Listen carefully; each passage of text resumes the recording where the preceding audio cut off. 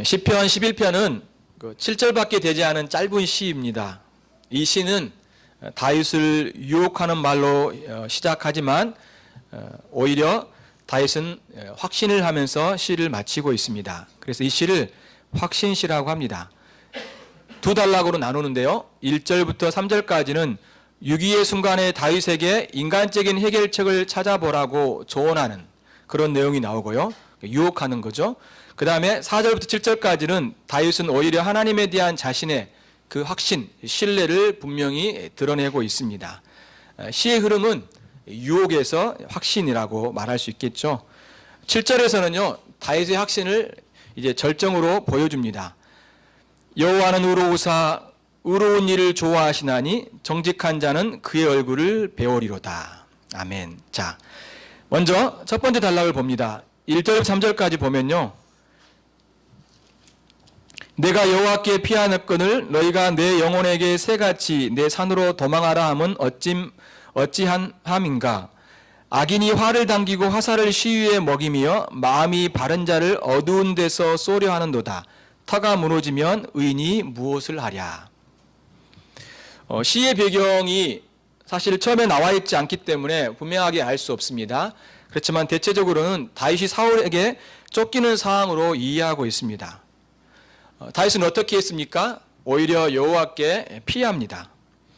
다윗은 위기의 순간에 여호와께서 자신의 피난처가 되신다는 그런 고백을 하고 있죠.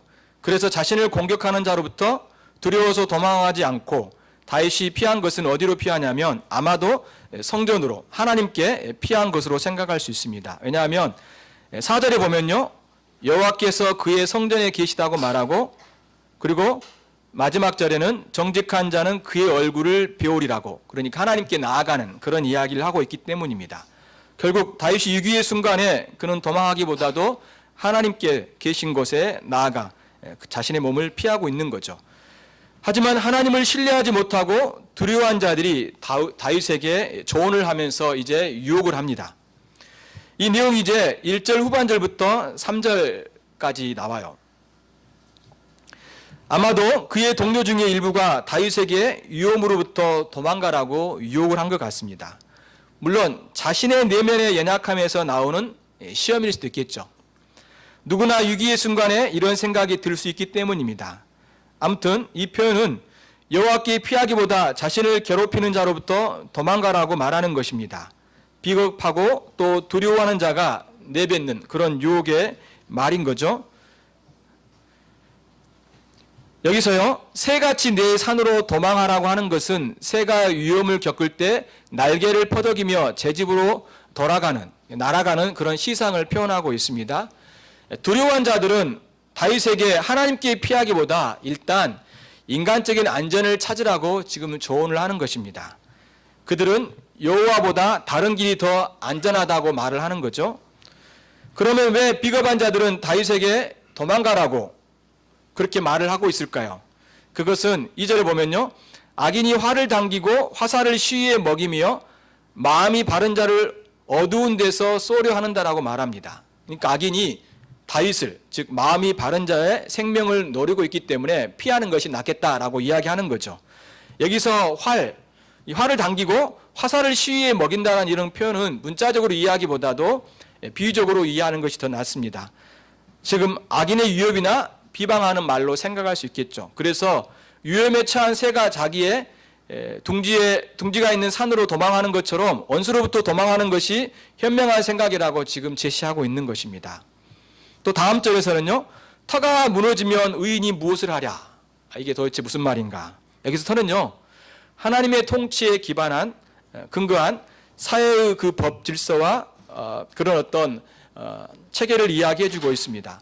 만약 이것을 사울과 연관을 시켜보면요, 사울의 이러한 불의한 행동으로 그 나라의 법과 질서가 무너졌기 때문에 의인들이 안전하지 않다라는 어떤 비관적인 생각들을 표현하고 있는 거죠. 지금 이 사회가 불의가 횡행하지 않냐, 이제 끝났다, 그러니까 얼른 빨리 도망가라, 지금 그 이야기를 하고 있는 것입니다. 세 번역에서는요, 여기서 의인을 의로우신 하나님으로 번역하기도 합니다. 그러니까 터가 무너지면 의로우신 하나님께서 어떻게 하실 수 없다라고 말하는 거죠. 세상이 이렇게 불의로 행행하고 또 왕도 이렇게 불의한 일들을 행하고 있는데 하나님도 어쩔 수 없을 것이다 라고 이렇게 말을 하는 거죠.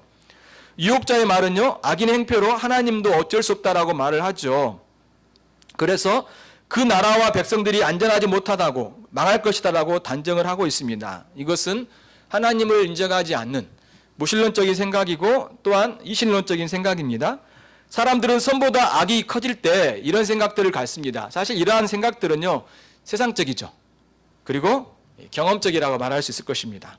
하지만 분명한 것은 다윗이 이러한 유혹을 받았지만 그가 여호와께 피하였다고 하면서 그들의 조언을 거부합니다. 두려워하고 겁 많은 자들은 여호와께 피하기보다 더 나은 방법을 찾습니다. 머리를 굴리고 사람들의 조언을 구하고 더 안전한 길을 모색하죠. 하지만 이것은 세상의 지혜이고요. 세상의 지혜는 신기루와 같습니다. 당장 해결책이 눈앞에 보여서 흥분하지만 막상 가보면요, 아무것도 없어요. 또한 마실 수 없는 바닷물과 같습니다. 목마른 자가 바닷물을 먹으면 해가 될 것 같지만 더 목마르고 그 갈증 때문에 더 빨리 죽을 수 있는 것이죠. 우리는 유기를 만날 때 어떻게 해야 될까요? 여호와께 피해야 됩니다. 그것은 노아의 홍수 때 방주와 같고 출애굽 전 10번째 대항 때 어린 양의 피가 칠해진 그 집과 같습니다. 여호와께 피하는 것이 가장 안전하죠. 그래서 시편에서 시인은 수없이 여호와를 우리의 피난처라고 고백합니다. 하나님은 우리의 피난처시요 힘이시니 환난 중에 만날 큰 도움이시라. 두 번째 단락입니다. 4절부터 7절까지죠. 여호와께서는 그의 성전에 계시고 여호와의 보좌는 하늘에 계심이요 그의 눈이 인생을 통촉하시고 그의 안목이 그들을 감찰하시도다. 여호와는 의인을 감찰하시고 악인과 폭력을 좋아하는 자를 마음에 미워하시도다. 악인에게 그물을 던지시리니 불과 유황과 태우는 바람이 그들의 잔의 소득이 되리로다. 여호와는 의로우사 의로운 일을 좋아하시나니 정직한 자는 그의 얼굴을 배우리로다. 다윗은 후반절에서요, 이제 비겁한 자들의 말과 대조적으로 자신의 확신을 이제 말해주고 있습니다. 또한 두려워하는 자들이 의인이 무엇을 할 수 있는가, 혹은 의로운 하나님께서 아무 일도 하실 수 없다라고 하는 이런 질문에 대해서 이 후반절에서 대답을 하고 있는 겁니다. 하나님을 어떤 분으로 이야기하고 있습니까? 이것은 시인이 하나님께 피한 이유이기도 합니다. 4절 5절 보시면 여호와는 그의 성전에 계신다라고 말을 합니다. 또한 여호와의 보좌는 하늘에 있다라고 말합니다. 그리고 여호와의 눈이 인생들을 살피시고 그의 안목, 그러니까 정확한 표현은 눈꺼풀 혹은 눈동자라고도 하는데요. 눈동자로 주님이 감찰하신다라고 말합니다.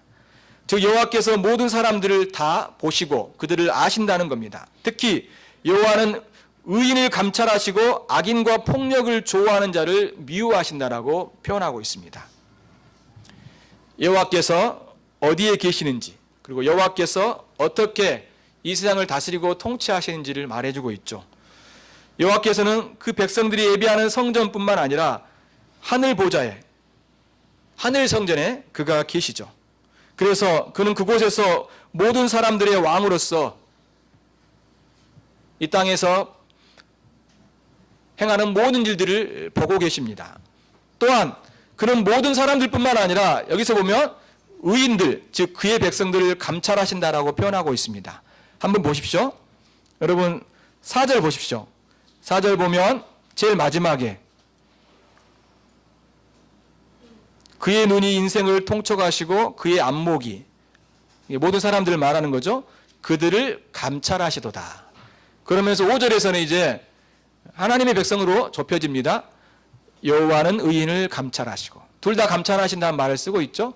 모든 사람들을 감찰하시고 특별히 하나님은 의로운 자들, 의인들, 자기 백성들을 감찰하신다라고 말을 하고 있습니다. 감찰하신다는 말은 쉬운 말이 아니죠. 쉽게 이야기하면 영어로는 테스트예요. 시험하다, 조사하다는 뜻입니다. 그래서 시편 66편 10절에 보면 이렇게 말합니다. 하나님이여 주께서 우리를 시험하시되 우리를 단련하시기를 은을 단련함 같이 하셨으며. 그러니까 여기서 똑같은 이 단어인데요, 여기서는 시험하시되라고 표현하고 있죠. 시험이 무엇인지를 그 뒤에 설명하고 있습니다. 우리를 단련하시기를 은을 단련함 같이 하셨으며. 자, 하나님은 모든 사람을 은을 단련함과 같이 시험을 하십니다. 물론 그의 백성들도 포함이 되죠. 세상에서 벌어지는 불의한 일을 통해서 많은 사람들을 주님이 테스트하신다는 겁니다. 결국은 그것을 통하여서 각각의 반응들을 보신다는 겁니다. 두 가지 반응이 나타나죠. 첫 번째 반응은 뭘까요? 두려워하는 것입니다. 그래서 도망가자고 말을 하죠. 그들은 의인도 어쩔 수 없고 하나님께서도 이러한 상황을 바꿀 수 없다라고 단정지어 말을 합니다. 그런데 둘째 반응은 누구입니까? 다윗의 경우입니다. 그는 여호와께 피하였고, 왜냐하면 하나님께서는 의로우신 분이시고 그에게 피하는 것이 가장 안전하다고 믿기 때문입니다. 이러한 위기를 통해서 두 부류의 사람을 시험하시는 거죠. 두려워한 자는 그들의 불신앙을 드러냅니다. 그렇지만 하나님께 피한 자, 하나님 백성은 어떻게 합니까? 자신의 신실함을 오히려 그때 드러냅니다. 입증해 보이는 거죠. 따라서 하나님은 세상의 불의한 일을 허용하심으로 사람들을 시험하십니다. 그들이 어떻게 하는지를 보는 거죠. 특별히 하나님은 그의 백성들을 감찰하십니다. 다른 물질과 섞여 있는 은에서 불순물을 제거하여 순수한 은을 갖게 하듯이 그를 믿는 백성들이 더욱더 신실한 믿음을 갖게 하신다는 겁니다. 그래서 하나님께서 그 백성을 감찰하신다는 것은 많은 사람들 중에 의인들을 가려내시는 것과 같습니다. 주님이 테스트하는 건 뭐냐면 이것을 통하여서 불의한 자들과 의인들 이렇게 가려내시는 거예요. 믿음의 반응을 통해서 가려내신다는 거죠. 신실한 그의 백성은 하나님의 기대에 부응하여 그들의 믿음을 입증해 보이기 때문이죠.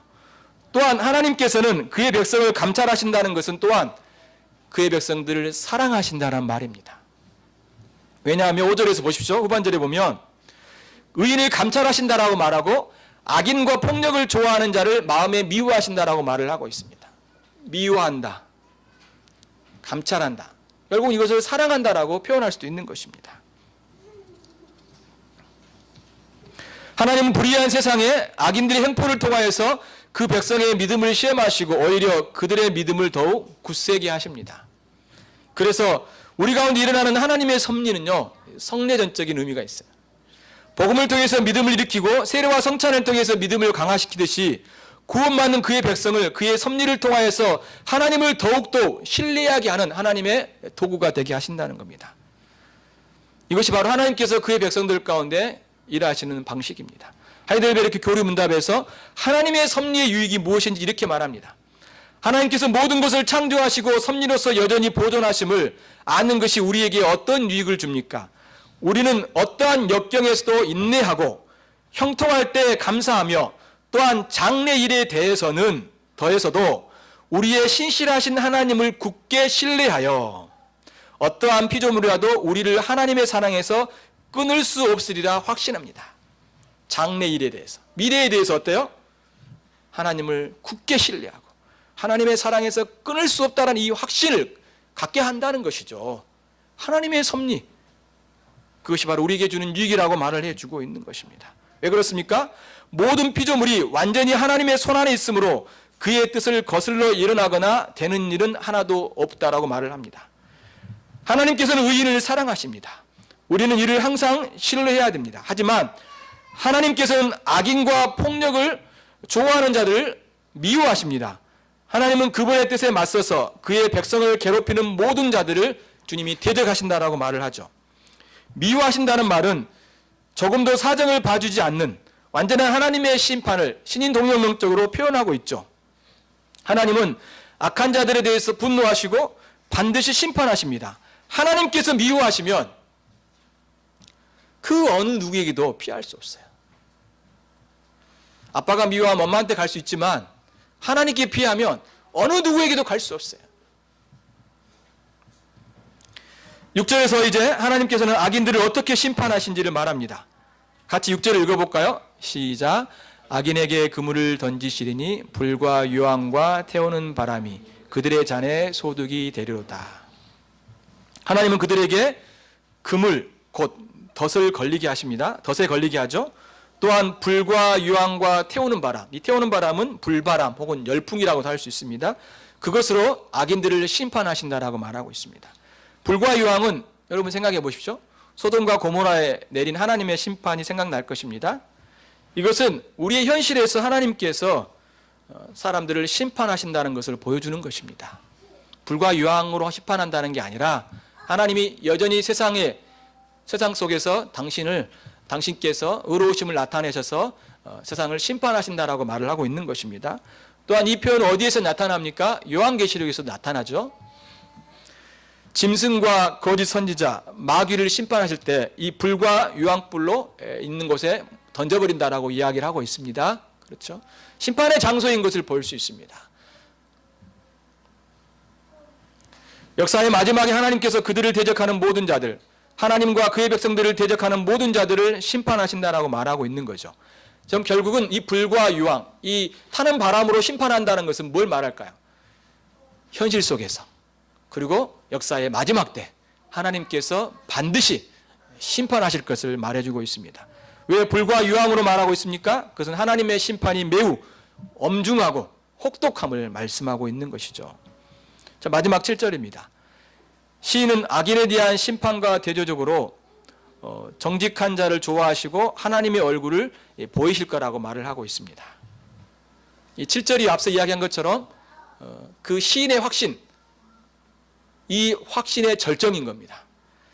여호와는 의로우사 의로운 일을 좋아하시나니 정직한 자는 그의 얼굴을 배우리로다. 하나님은 의로운 분이시고 그렇기 때문에 의로운 일을 좋아하십니다. 정직한 사람은 하나님의 얼굴을 볼 것입니다. 정직한 자에게 하나님께서는 자신의 임재를 나타내시고 그를 구원하실 거라고 말씀하고 있습니다. 이것은 6절과 7절에서 보게 되면 악인과 정직한 자가 대조되어 있는 것을 볼 수 있죠. 악인은 심판하시지만 정직한 자에게는 하나님께서 그의 얼굴을 보게 할 거라고 약속해 주고 있습니다. 누가 하나님의 얼굴을 배웁니까? 정직한 자입니다. 제가 요즘 최근에 정직하지 못했는데요. 하나님 얼굴을 못 뵙겠네요. 그런 표현이 아니라 여기 정직한 자라는 말은 무슨 말이냐면 여러분